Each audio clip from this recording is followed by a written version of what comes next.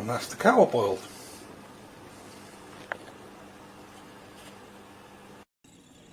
Die Gradzahl sinkt, ich glaube es sind 77 Grad, fängt er automatisch wieder an das Heizen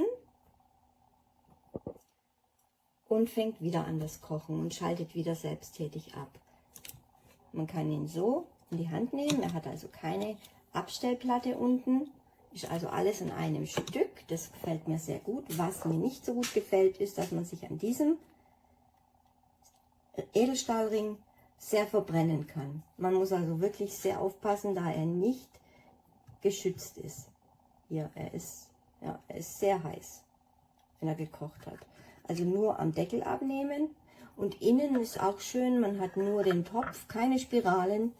Er ist also gut zu reinigen. Man hat ja immer Kalkrückstände vom Kochen. Ja, man sieht, er dampft. Und hier von innen ist auch Edelstahl. Er ist auch hier natürlich entsprechend heiß. Aber es geht schon. Nach ein paar Minuten kann man ihn schon anfassen. So.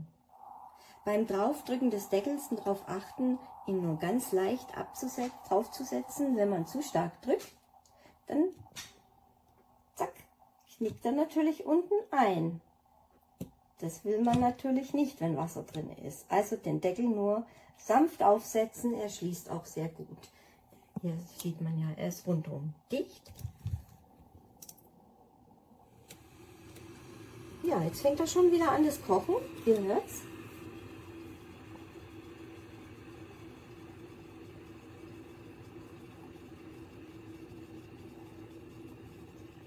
Es rauscht.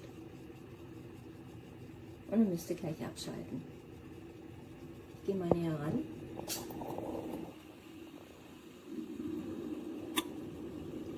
Habt ihr das gehört?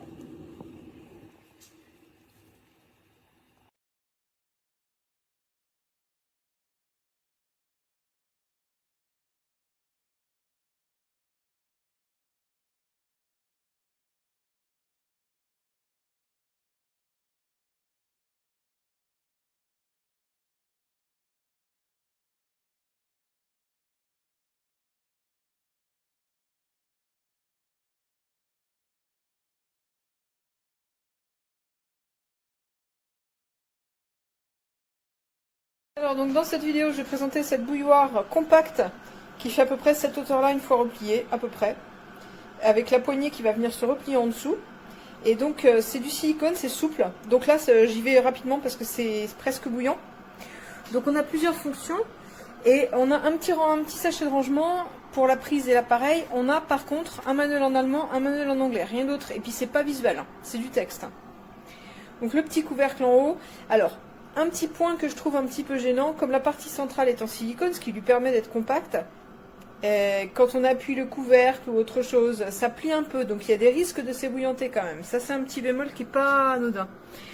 Voilà, donc on a le choix entre faire bouillir de l'eau, faire bouillir l'eau à température pour les nouilles, garder au chaud, dessert et déchloriner.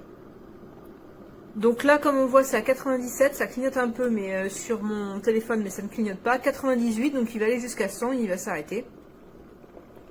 Voilà, on voit la fumée qui sort. Donc là, ça bouge beaucoup puisque c'est en train de bouillir. Bon, ça tient bien au sol, hein, ceci dit, hein, c'est pas un souci. Ça nécessite une prise ordinaire. Voilà. Et donc là, j'ai mon eau bouillante. Le problème principal pour moi, c'est que, alors c'est pratique parce que c'est compact et donc on peut le transporter un peu n'importe où. Par contre, il faut une prise, c'est pas nomade, c'est pas un appareil qui est nomade. Moi, j'en ai une version nomade, c'est un petit peu différent.